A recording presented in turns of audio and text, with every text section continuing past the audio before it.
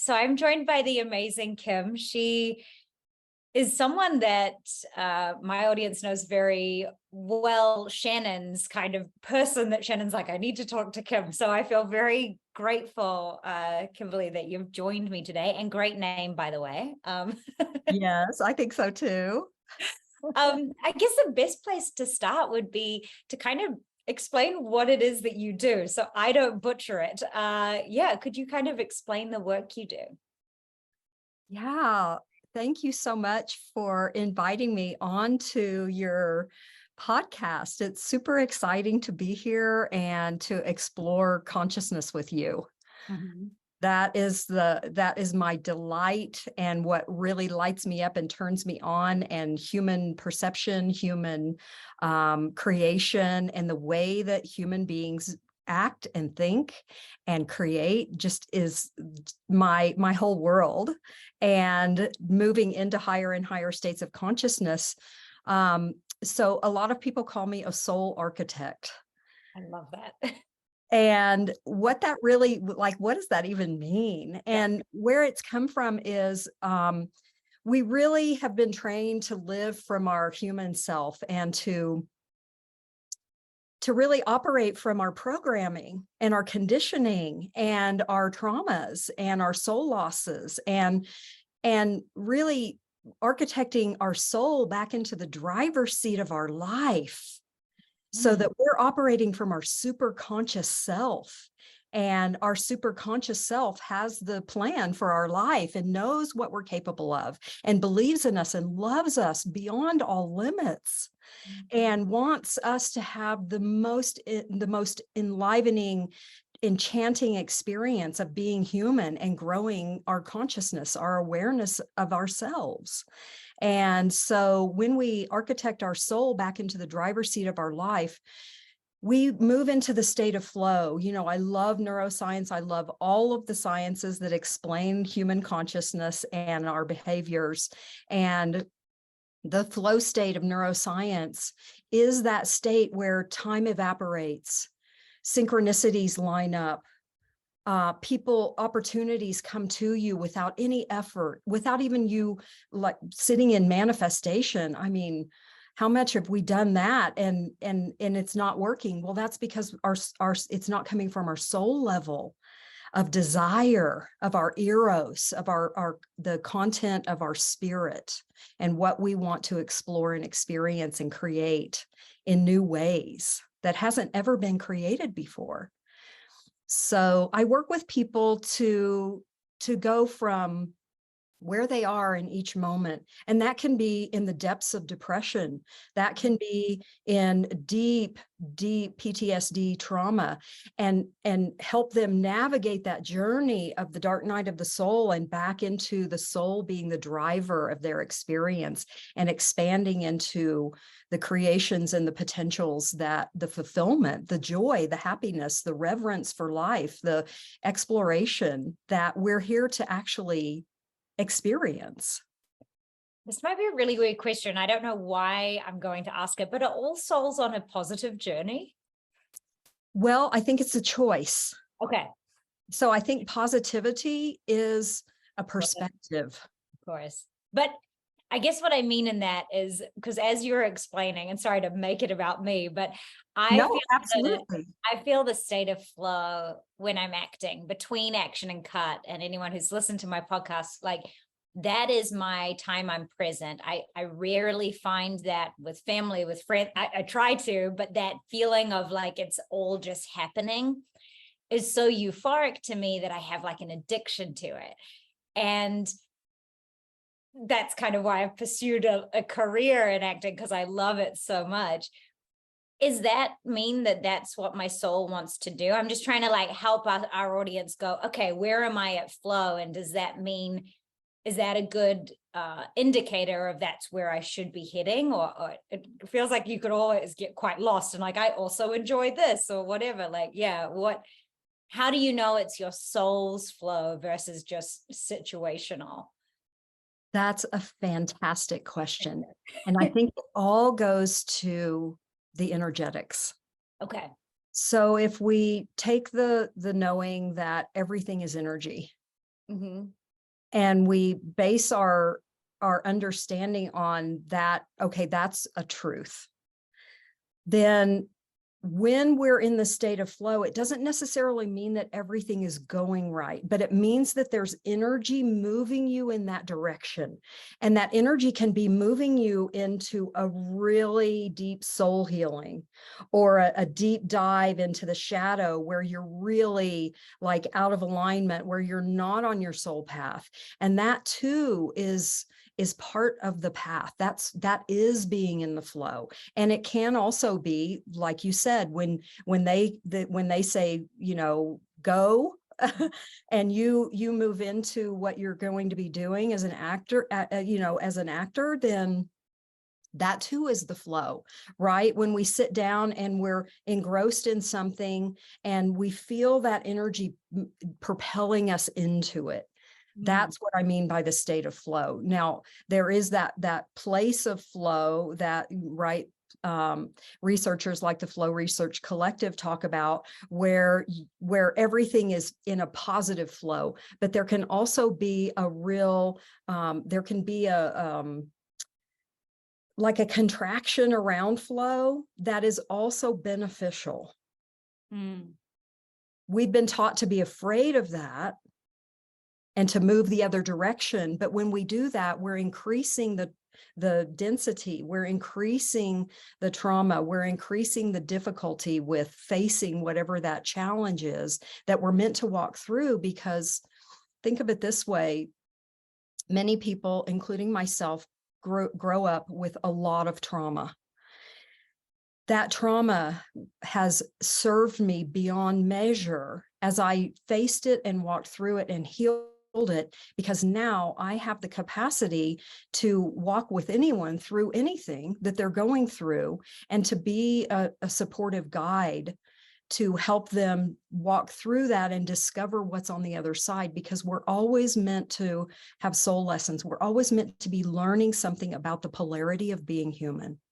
So we can't have that euphoric state of flow without the depths of the despair of being human as well. Yeah, you're right. We do try and mitigate out of that one. I have been trying with this podcast of sort of echoing the message of what you don't deal with will deal with you, because I am very much a perfectionist, people pleaser, band-aider, like that's fine, have a shower, moving on, and really avoided dropping into my depression, because when it overpowered me, I couldn't get out of it. So I do try and sort of stay above it where I can. Something I wanted to talk to you about today, because I think a lot of Kiwis in particular, I know it's sort of a global thing at the moment, but New Zealand has not really had a summer. I do believe in seasonal depression at some level, and it's been a little rough.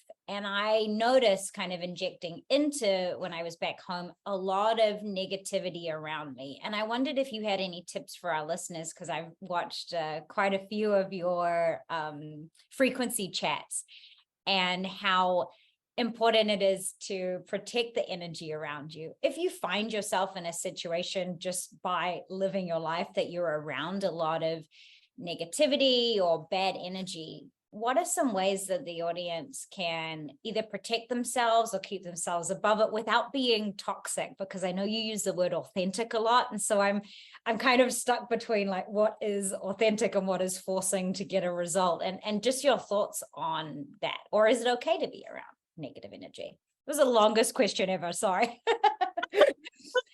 You're nodding, so I felt like you were with me through it, but yeah. Totally with you through it. Yeah. Yeah, I think that's a beautiful question, because the collective consciousness is going through such a huge transformation. Yeah. And there is so much concern, fear, negativity, people wanting to hang on yeah, to what was, not change. I call them recalcitrant souls. Oh, okay. I don't know what the word recalcitrant means, but stubborn maybe, or Yeah, little stubborn, like, no, I'm not doing that. I don't care what you say. Okay, Right. fun. Yeah. Yeah. So with that, energy that's always surrounding us. I mean, with quantum entanglement, meaning we are all part of the whole. We are all entangled in each other's energy fields. So I think it is wise beyond measure to learn energetic hygiene and how to maintain your own energy field so that you are responsible for how you feel in each and every moment. And that feeling state is a vibration, it's vibratory. And so where we're vibrating at dictates how we feel. So what we're focusing on, if we're focusing on the negativity, if we're buying into it and getting into like arguments, no, I know a better way, sort of trying to bring people on board to awakened and focusing on what they want to create instead of, all of the negativity that we can absolutely dive into, then we are taking responsibility for our own energy field. One of the practices that I like to really share with people is to just turn on imagination, turn on play. We all have the ability to tap into our transpersonal senses, our ability to sense beyond the physical world into the energetic world. Right? So this would be like at the core of this would be your intuition. You just get a knowing. Like, oh, I should do that thing, or, oh, I should call that person, or, oh, I shouldn't do that. Right. So that's the basis of our transpersonal senses. And then we go into the clairs, the ability to see, hear, feel, and know energy. So when we turn on our imagination, when we move back into the state of being the curious child, and we're just playing and we're just like, I wonder what will happen if I do this. So when we turn that state on and you come into your internal world, and it helps to close your eyes. And why do we do that? We do that to turn off the external stimuli. That's about 90% of our perceiving through our eyes and our ears. So when we close our eyes, we turn off the external influences around us, the negative energy around us, right? What's going on, the chaos that's going on, the dismantling of the old structures that's going on, the fear of the projections. So we come into our interior and we turn off everything else. And then vision, give yourself permission to see, however that happens for you, if you just kind of know it or you pretend, an energy field all around you, like the shape of an egg. Okay. Mine was a star, but yep.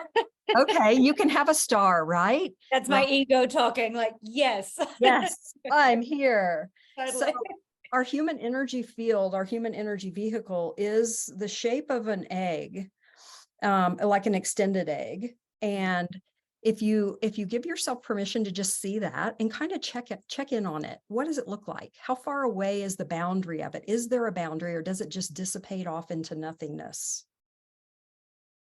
Is it close to me, but solid, but I can see cracks in it, but I don't know if that's because it's an egg or if it's yeah. So I always say trust what you're getting and let go of your concept of what it is, and ask, what is this? Be curious. Why are there cracks? Okay. And so once you've explored your energy field, then so we'll use your example. So you've discovered cracks in your energy field. Well, how does that feel? Well, interestingly enough, and this is probably the worst thing to say, that I'm not accountable. Well, I'm a very accountable person, but I didn't feel like I cracked it. This was my original thought. If I can be perfect. honest, it felt. Yeah, that's perfect. So this came from something outside of me. Yeah. So we're going to trust. What you're receiving is true for you. Because see, we've been taught to not believe ourselves, to discount what we know, to make ourselves wrong, to make the other person feel okay, all of that. Yeah, it's a big issue for me is self-abandonment because I'm so swung the other way of like never wanting to appear victim-y. So I take all responsibility, even for things that probably are, yeah. And I Right. do struggle with self-trust and self-care and self-worth because I have a tendency to self-abandon for other most of the time. To keep the peace, Yeah, definitely. Yeah. I shapeshift myself in Mhm. order to make you okay. So therefore, I don't have to deal with conflict. I don't have to deal with your fury, your projection, whatever is going on. Yeah. So good to know. So what we want to do is we want to take ownership and responsibility for your energy field and the way it looks right now. Mm. Right? So what you can do is just with your intention, just with your mind, seal those cracks, Mm. seal them, make them completely disappear. Mm-hmm. Okay. Mm-hmm. Yeah. Beautiful. Yeah, that feels Yeah. good. Right. It feels good to have my aura healed, all those cracks repaired. I call them penetrations, openings, vortices, where we've been hurt and we haven't known how to deal with that hurt. So it leaves a crack in our energy field. So you're seeing something that is real, Mm. that has a basis in reality, that you get to honor and say, no, this is not okay with me, and I am sealing all of those cracks and repairing my energy field back to its pristine order, back to its luminosity, back to its vibrancy. And I'm going to fill it with the color of light that most aligns with me. Gold. So fill your whole aura with gold light. Mm-hmm. And now I want you to see a beautiful crystal container above your aura, above your head. Uh-huh. And fill it with that beautiful gold light and make it the consistency of honey. Mm. And I want you to pour it on the outside of your energy field, all the way around, sealing the whole entire boundary of your energy field. Mm. And you can make it about 6 inches thick. Okay. And set the intention that nothing lower than the vibration of limitless love has permission to come into my energy field. Yeah, that feels good. That feels empowering. Nothing lower than the vibration of limitless love has my permission to leave my energy field. So I'm not sending out any vibrations that are lower than the vibration of limitless love, and I'm not receiving any. I'm maintaining the vibration of limitless love in my energy field. Love dissolves everything that is not a frequency match to its vibration. Love is source, right? Love is God's self. Love is soul. Love is the substance of the universe. And so you become a frequency match to people, places, experiences, and events that match your frequency.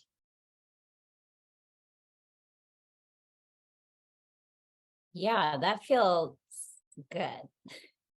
Yeah, Yeah. what a beautiful exercise.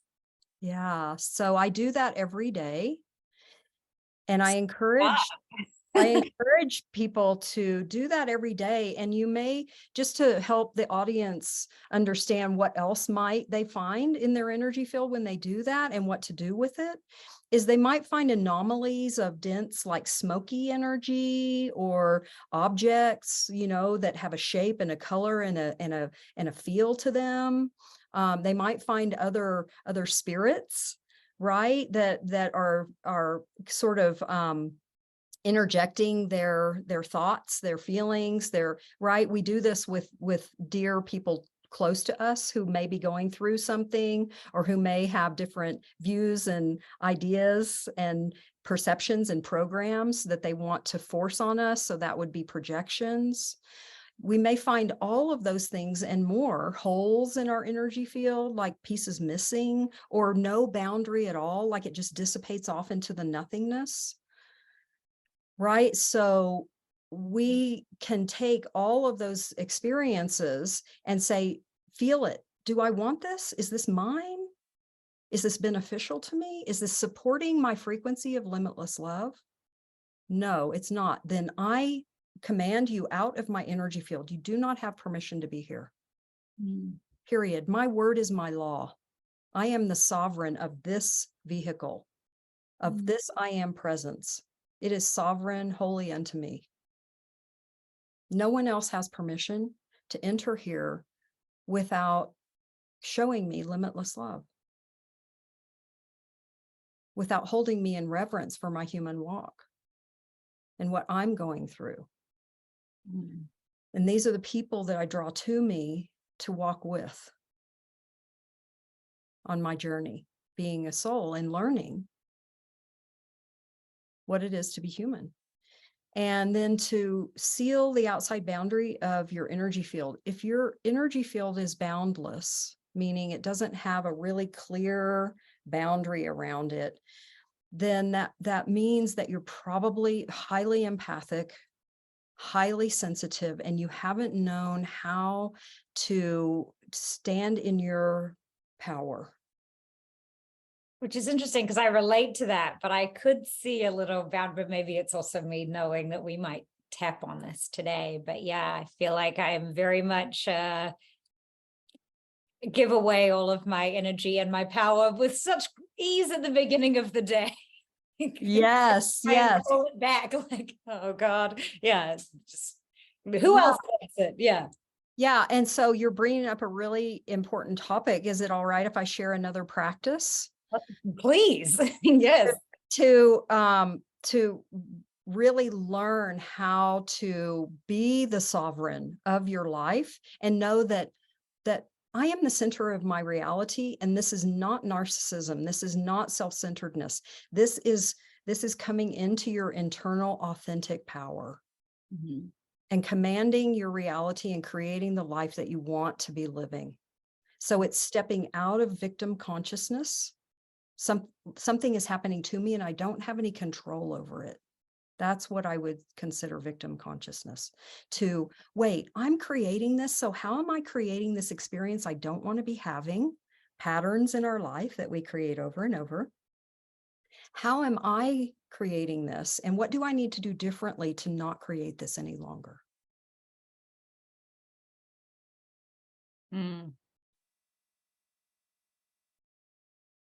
Yep, came to me.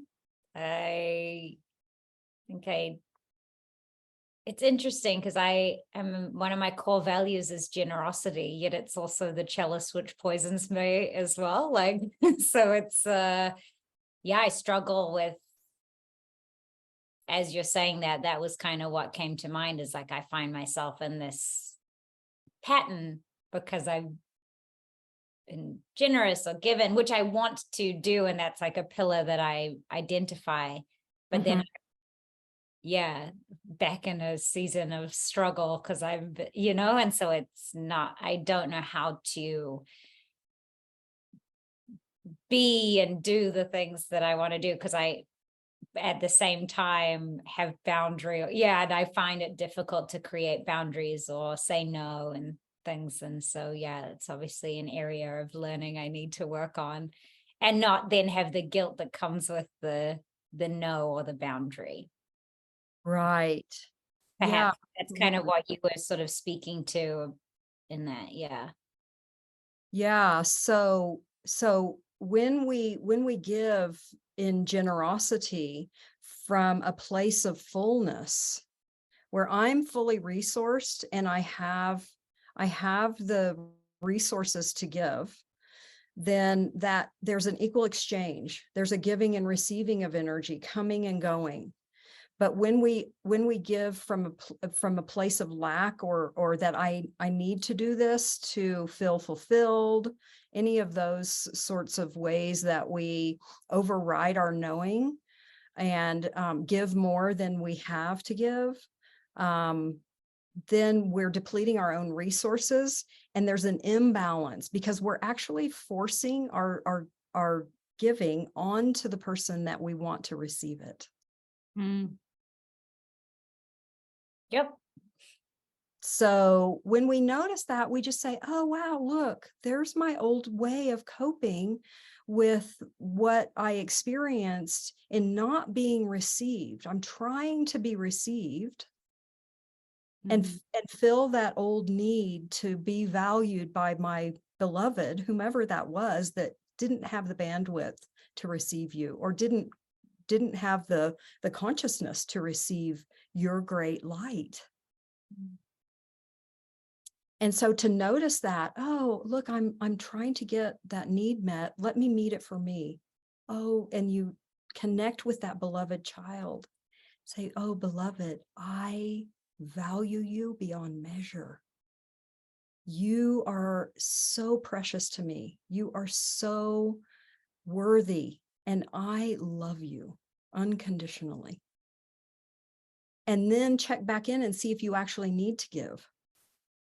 If that urge to give is still there, and is it coming from a soul level of there's an equal exchange happening here, and I'm not trying to get anything.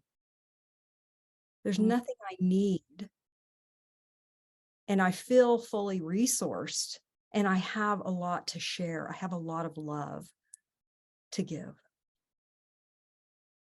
And I'm giving it to someone that I know can receive me. Right? Because often we'll try to give to someone that can't receive us, but we're trying to get them to receive us. And right, that's the wounded healer in us. That's Chiron. Okay. Hello, Chiron. Hello, Chiron. And that's us trying to save another from what we perceive is their own deficiency, their own suffering, their own ignorance, whatever it is.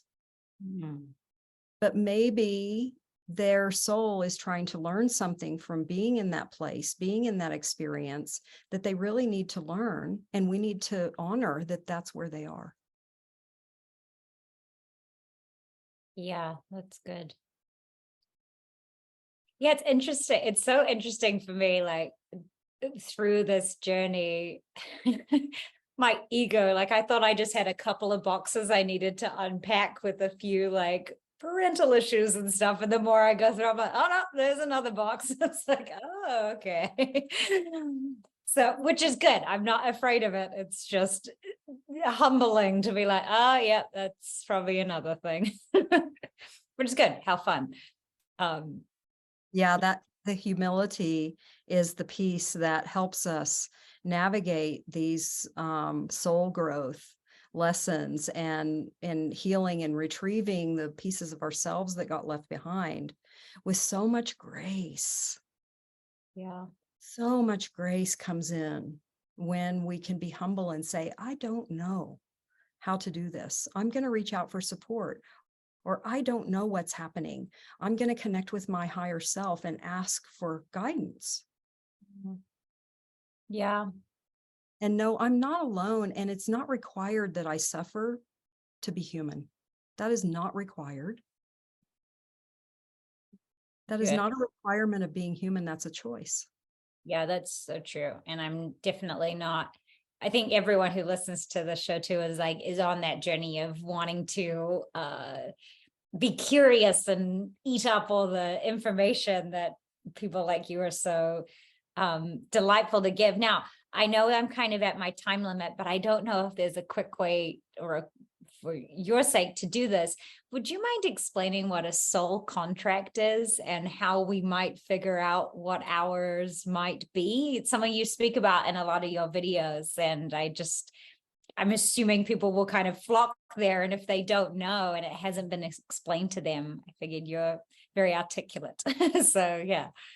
Oh, thank you. Yeah. Soul contracts are like the lesson plan or the curriculum that we take on to learn about human consciousness, to learn about the human emotion scale, to learn about the contrast of being human, because being human, we're in a polarized field. We're magnets. We are polarized magnets. And so we draw to us what is familiar to us, and we push away what's unfamiliar to us. As a soul, we make contracts all the time. A contract may be, I will never do that again.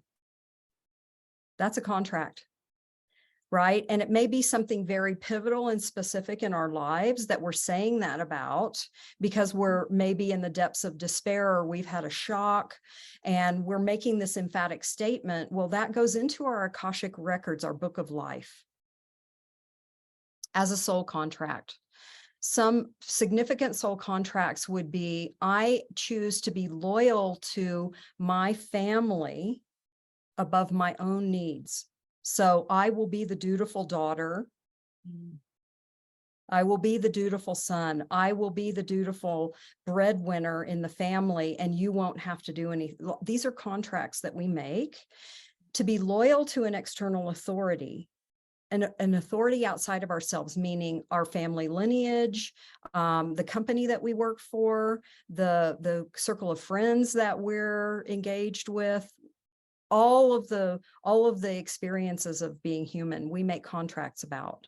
A marriage contract, for instance, I will be with you for the rest of my life.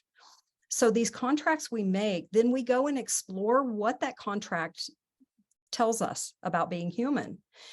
And it's really important to understand that we have the right and the responsibility to understand that when the learning is done, when we feel full, I know everything I wanted to learn about this experience, then it's up to us to cancel that contract, complete it. This is complete.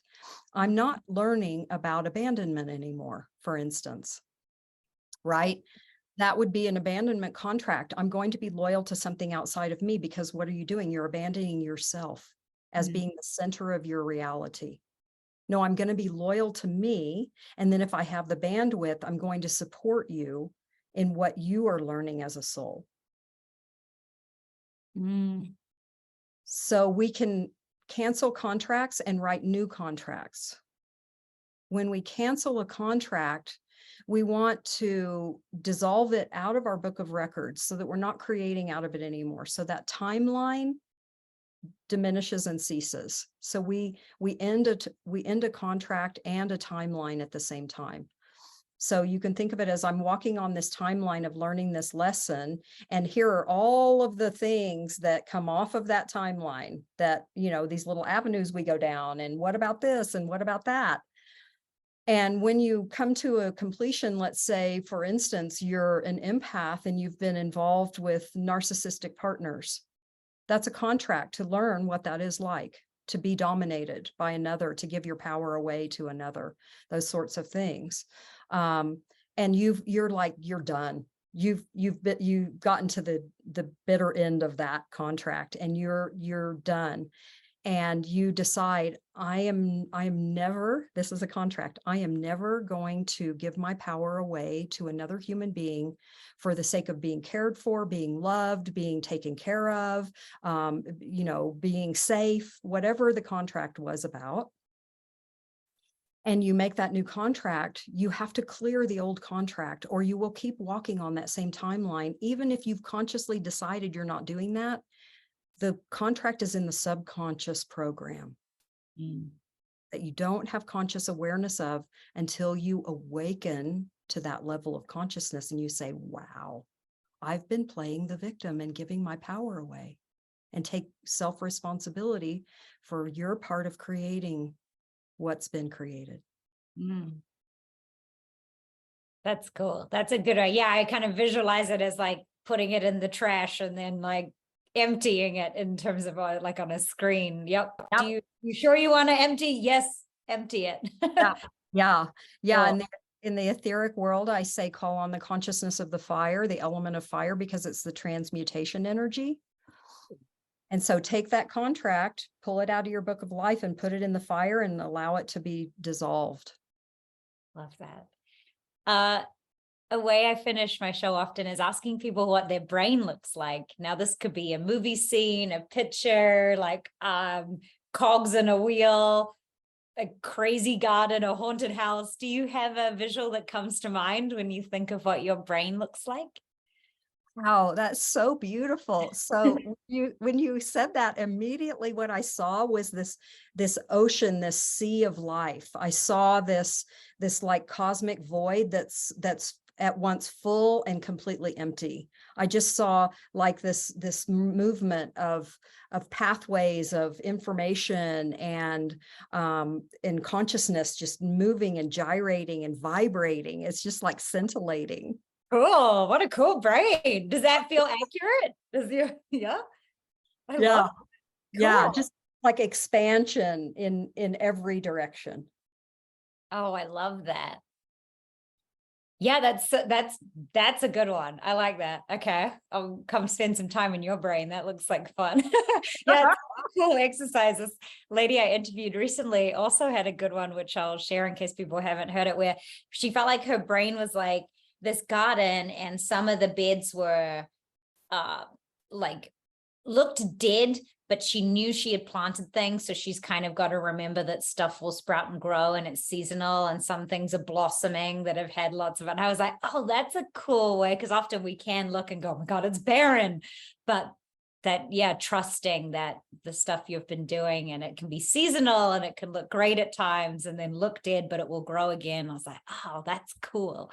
But I like yours. The endlessness of it is a really beautiful thing. Hey, Kim, thank you so much for your time today. Sorry I went a little bit over, but what a beautiful experience it's been just speaking to you. And thank you for your practical tips too about people's energy. I think that'll be a very helpful tool. So thank you for giving your time. I'm really, really grateful. Well, thank you, Kimberly, so much for inviting me to play in your world. It's so much fun, and I'm so grateful to get to spend some time with you. Thank you.